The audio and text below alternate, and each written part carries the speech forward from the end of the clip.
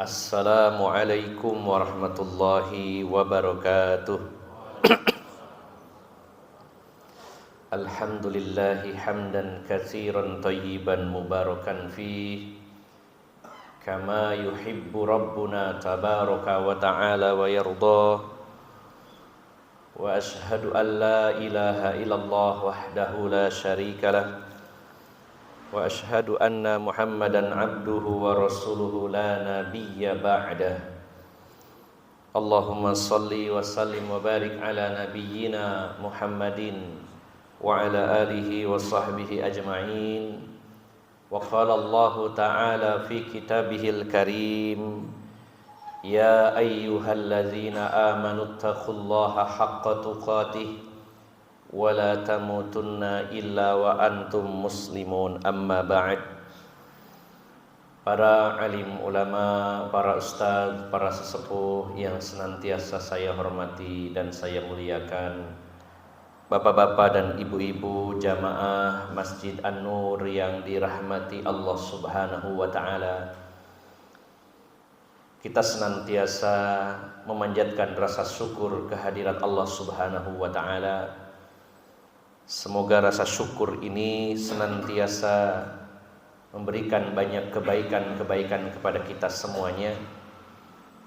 Karena di antara kunci kebahagiaan seorang hamba yang paling utama adalah dari rasa syukur hamba tersebut kepada Allah Subhanahu wa ta'ala.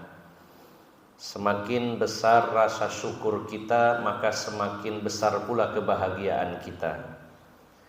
Maka kita mengupayakan agar selalu dan senantiasa dalam keadaan apapun kita selalu bersyukur kepada Allah Subhanahu wa ta'ala. Jika mendapatkan kenikmatan, maka kita gunakan kenikmatan tersebut untuk di jalan Allah Subhanahu wa ta'ala sebagai wujud rasa syukur kita kepada Allah Subhanahu wa ta'ala. Jika kita mendapatkan kesulitan, maka kita berbaik sangka kepada Allah Subhanahu wa ta'ala. Tandanya Allah sangat peduli dengan kita. Allah menguji kita untuk menaikkan level dan derajat kita di sisinya. Maka kita pun selalu mensyukuri apapun keadaan dan apapun keputusan yang Allah berikan untuk kita semuanya.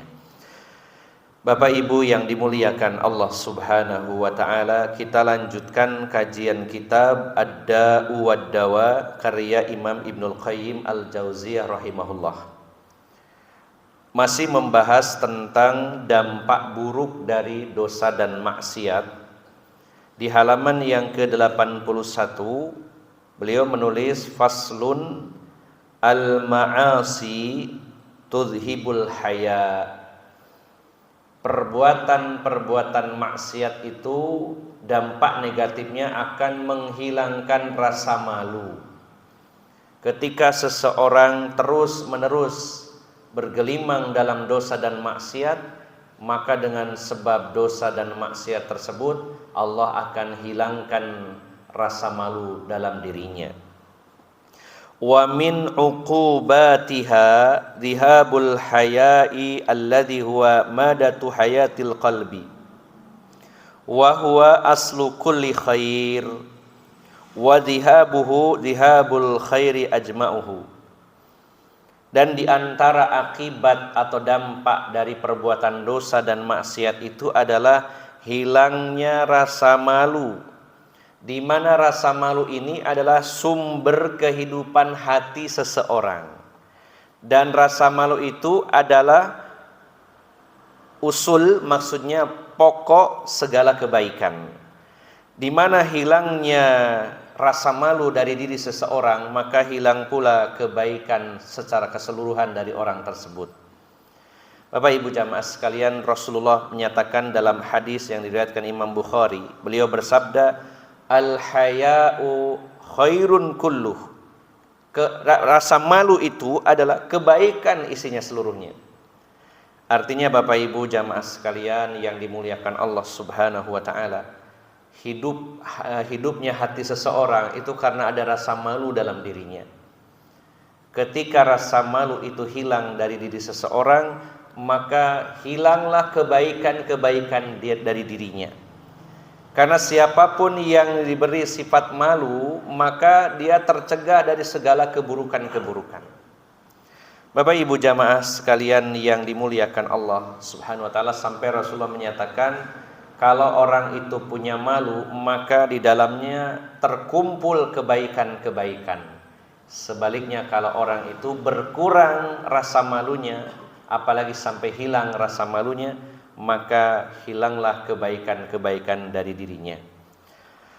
Waqala, dan Rasulullah sallallahu alaihi wasallam juga bersabda dalam hadis riwayat Bukhari dan juga Imam Ahmad, Rasulullah bersabda, inna mimma adrakan nasu min kalamin nubuwatil ula idza lam tastahi fasna ma syi'ta. Sesungguhnya dari sebagian yang diketahui manusia dari ungkapan kenabian yang pertama. Jadi ada sebagian ungkapan kenabian di mana seluruh nabi dan rasul menyampaikannya, dan ini diketahui oleh manusia. Maka di antara ungkapan kenabian yang diketahui oleh manusia itu adalah kalimatnya simpel. Rasulullah menyatakan, jika kamu tidak malu, maka lakukan apa saja terserah kamu. Jika kamu nggak malu, silakan lakukan apa saja terserah kamu. Ada dua penafsiran Bapak Ibu jamaah sekalian tentang hadis ini yang berbunyi, jika kamu tidak malu, silakan lakukan atau silakan berbuat apa saja sesuai kemauan kamu. Penafsiran yang pertama, ahaduhuma annahu ala tahdidi wal wa'id wal ma'na man lam yastahi fa innahu yasna'u ma sya'a minal qaba'ih id lihamilu ala tarikihil haya fa idza lam yakun hunaka haya'un yaruduhu anil qabaihi fa innahu yuwaqi'uha wa hadza tafsiru Abi Ubaid. Yang pertama Bapak Ibu jamaah sekalian, hadis ini berbunyinya tadi, jika kamu tidak malu maka lakukan apa saja terserah mau berbuat apa saja silahkan kalau kamu gak malu. Maka penafsiran yang pertama atau pengertian yang pertama dari hadis ini adalah hadis ini merupakan ancaman bagi orang-orang yang tidak punya rasa malu. Hadis ini untuk menakut-nakuti orang-orang yang tidak punya rasa malu. Jadi maksudnya hadis ini bukan sebuah perintah. Ada kalimat lakukan kalau kamu tidak malu. Ini sebenarnya bukan perintah yang harus dilakukan, tapi justru ancaman keras. Seringkali di dalam Al-Quran maupun dalam hadis Nabi, sebuah ancaman itu diwujudkan dalam ungkapan sebuah perintah. Namun pengertiannya bukan harus dilaksanakan, justru harus ditinggalkan. Ya, sebagaimana dalam surat Fussilat ayat 40 Allah berfirman, i'malu ma syi'tum, berbuatlah sesuka kamu, silakan. Nah, ini bukan berarti kita diberi kebebasan untuk berbuat apapun, mau perbuatan baik, mau perbuatan dosa, terserah. Tentu tidak seperti itu maksudnya. Namun maksudnya adalah berbuatlah sesuka hatimu, karena yang kamu lakukan, yang kamu perbuat ada pertanggungjawabannya, ada perhitungannya di sisi Allah Subhanahu wa taala. Jadi sebuah perintah tidak selalu yang dimaksud adalah harus dilakukan. Mungkin dalam bahasa kita lebih mendekati disebutnya dilulu begitu ya. Misalkan seperti saya sering contohkan ya, seorang laki-laki, seorang suami misalkan tergoda dengan seorang janda padahal sudah punya istri. Lalu istrinya bilang, "Terus no wis, sak karepe sampean." Nah, kira-kira diterusno apa boten?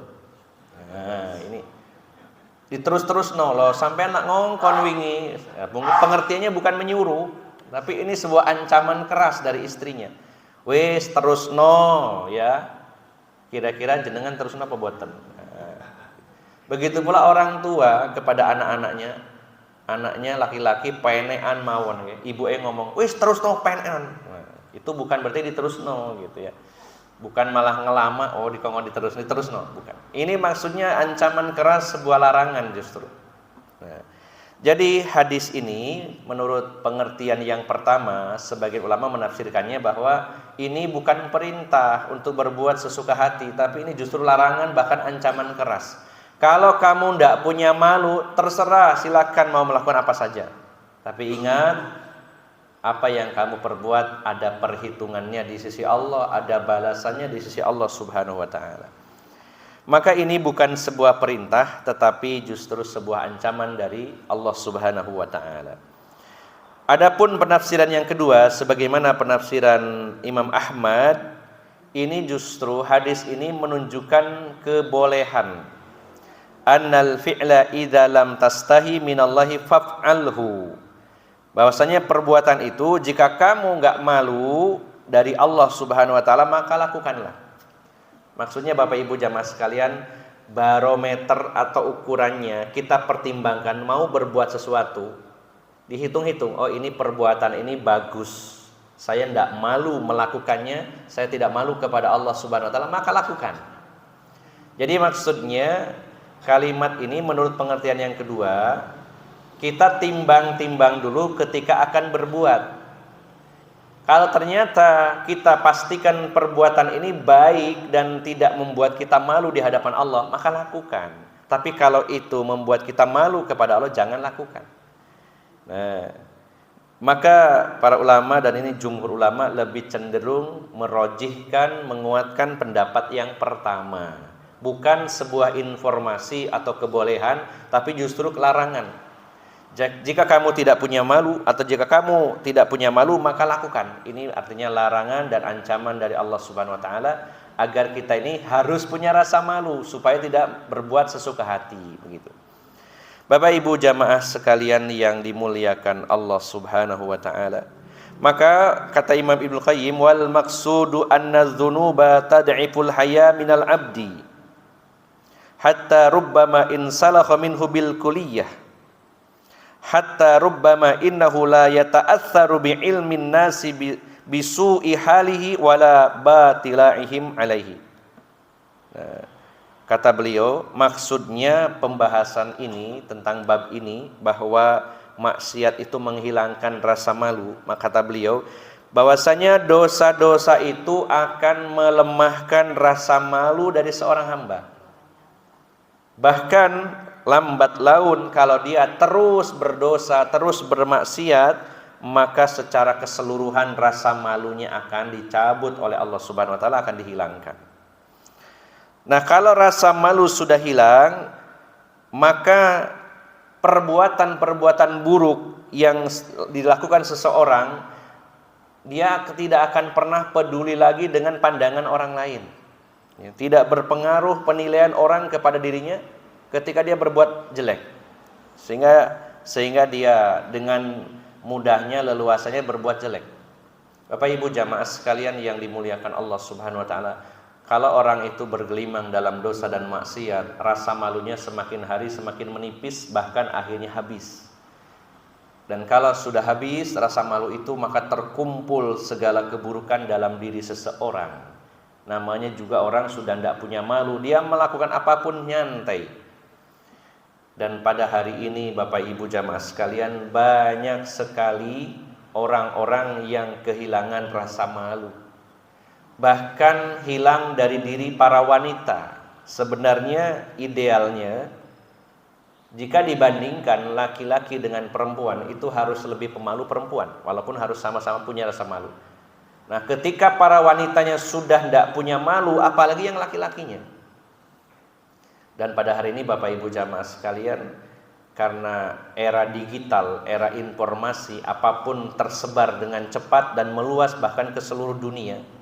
Ketika seseorang melakukan sesuatu, apalagi ditayangkan, diposting di sosial media, maka akan cepat tersebar sehingga yang tahu jutaan orang. Dan berapa banyak orang, terutama para wanita, yang kehilangan rasa malu kemudian memposting video dirinya, dan dia tidak peduli yang dia lakukan itu benar atau salah, melanggar aturan Allah atau tidak, dia posting.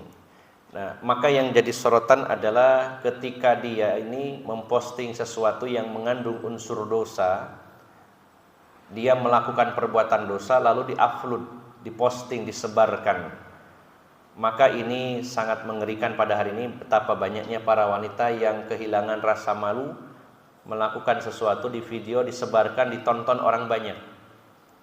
Bahkan harapannya kalau bisa yang nonton lebih banyak lagi. Ada catatannya, ditonton berapa kali. Siapa yang komen, semakin banyak yang komen lebih baik lagi nilainya.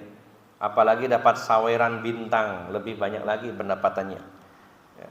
Maka namanya juga bersaing, sehingga akhirnya bagaimana caranya supaya orang itu mampir ke channelnya, ingin melihatnya. Maka dia menampilkan tayangan-tayangan yang bisa membuat orang itu penasaran dan ingin melihatnya.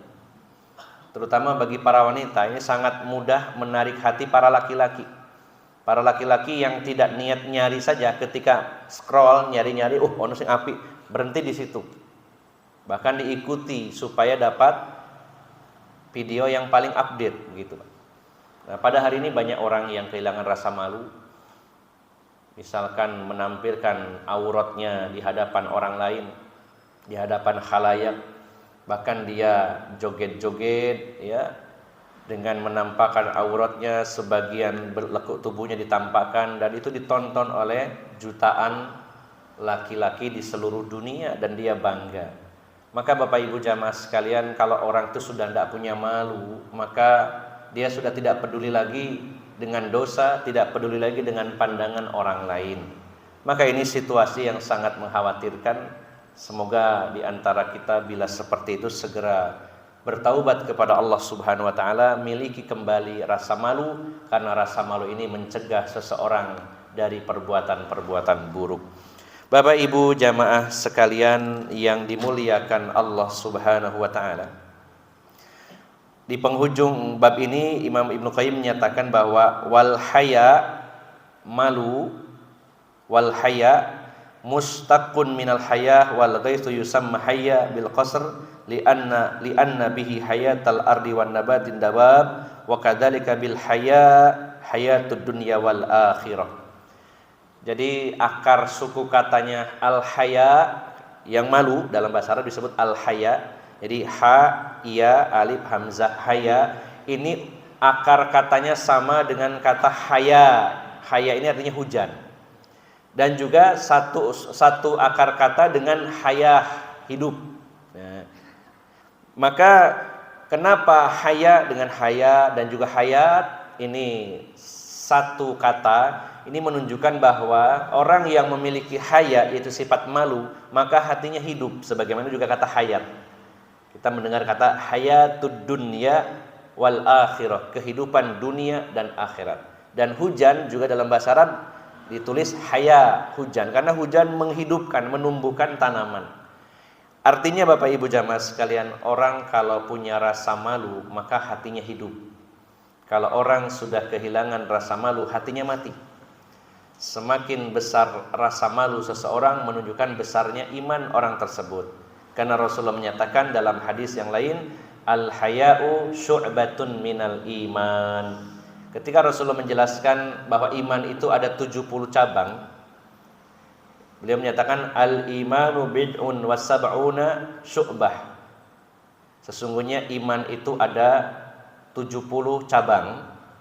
Dan beliau mengatakan fa'a'lahu kalimatul la ilaha illallah wa adnaha imatatul adza anit tariq. Iman itu ada 60 lebih, dalam hadis yang lain 70 cabang. Iman itu ada 70 cabang. Di mana cabang tertingginya adalah kalimat tauhid la ilaha illallah.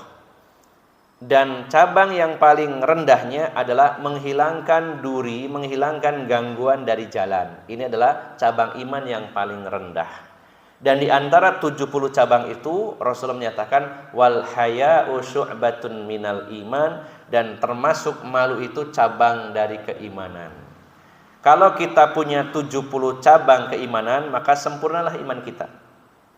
Dan ada kalanya satu cabang hilang, maka hilang iman seluruhnya. Kalau hilang la ilaha illallah, hilang semuanya cabang iman itu. Dan ada kalanya kalau hilang salah satu cabang, berkurang kesempurnaan imannya. Maka orang yang kehilangan rasa malu, kita tidak menghukumi wah imannya hilang total, tidak, tapi setidaknya mengurangi kesempurnaan iman orang tersebut. Kemudian Bapak Ibu jamaah sekalian, saya tambahkan, tidak tercantum dalam kitab ini, bahwa malu itu dihasilkan dalam dua keadaan, atau artinya orang itu punya malu karena sumber malunya karena dua hal. Yang pertama, pembawaan orang tersebut. Memang ada orang itu diberi kebaikan oleh Allah Subhanahu wa taala sejak lahir sampai meninggal, dia termasuk orang yang pemalu. Karakternya memang pemalu. Maka ini adalah anugerah dari Allah Subhanahu wa taala. Kemudian yang kedua, rasa malu yang dihasilkan dengan usaha. Bagaimana caranya? Yaitu mengenal Allah lebih dalam lagi. Siapa yang lebih mengenal Allah Subhanahu wa taala, maka rasa malunya semakin besar. Dan ini adalah rasa malu yang bisa diupayakan dengan cara ma'rifatullah, mengenal Allah Subhanahu wa taala. Kemudian yang terakhir Bapak Ibu jamaah sekalian, walaupun rasa malu atau sifat malu ini sumber kebaikan, namun juga ada malu yang tercela dalam pandangan Islam, yaitu ketika seseorang karena rasa malunya terhalang dari melakukan ketaatan, terhalang dari memenuhi hak-hak, baik itu hak Allah ataupun hak manusia. Ketika seseorang malu bertanya dalam urusan agama, ini tercela. Karena dengan malunya dia terhalang dari banyak kebaikan. Sinrek takok. Kalau memang malu, maka bisa lewat orang lain.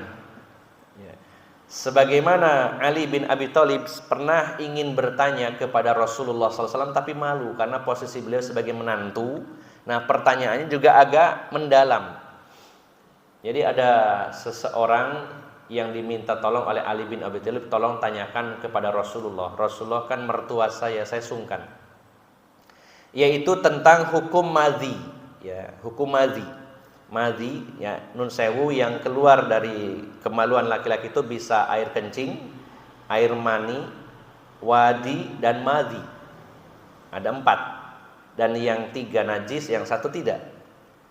Air kencing, wadi, madhi ini najis, dan mani tidak najis. Nah, maka mani dan kencing jenengan insya Allah semua sudah paham, dan juga yang lainnya mudah-mudahan paham tentang wadi dan madhi. Kalau wadi ini adalah cairan kekuningan yang keluar dari kemaluan laki-laki, biasanya karena kecapean habis perjalanan terus keluar. Seperti mirip pipis tapi bukan, lebih pekat. Dan ini najis. Sedangkan madhi adalah air yang mirip sebenarnya dengan air mani, tapi keluarnya sebelum keluarnya air mani. Perbedaannya dijelaskan oleh para ulama, kalau air mani keluarnya memancar, kalau ini tidak. Yang kedua, kalau air mani menyebabkan relaksasi, lemes. Setelah keluar lemes. Kalau madhi ini tidak.